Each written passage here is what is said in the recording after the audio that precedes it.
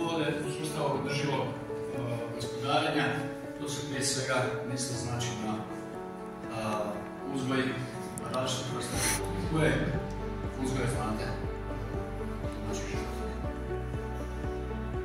Sad smo bili nedavno na farmi krava, znači mliječnih krava. Dalje peradi, svinja, dalje ovaca, koza, znači vidjeti kako nam izgleda, da su primjeri dobre prakse i način živog životinja, ali i dobivanje proizvoda tih životinja koji se plasiraju iz kućnog praga, znači lokalno stanovništvo. Ok.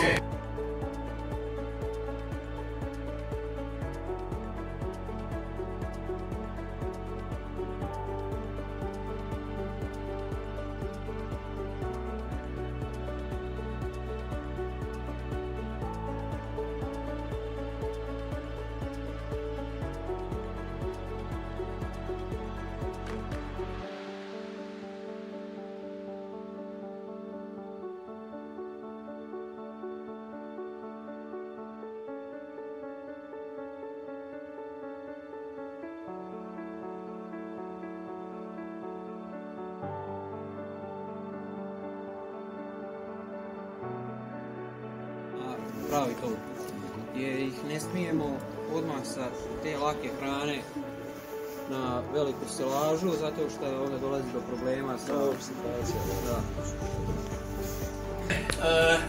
Kad smo riješili ovaj dio, imamo drugi primjer i dobre prakse, to je proizvodnja znači mesa tovne junadi.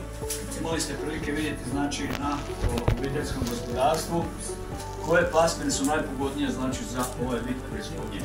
Tako da percipirajte i dosjetite se znači koje pasmine, da li neko zna koje su tovne pasmine junadi, odnosno goveda korisne za proizvodnju mesa.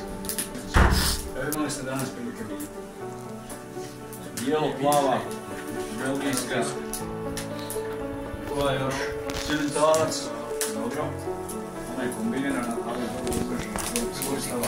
Dobro, evo znači, isto riješite, znači imate pitanje vezano za taj pasminski sastav, pa dopunite, znači, kroz te relacijske listiće.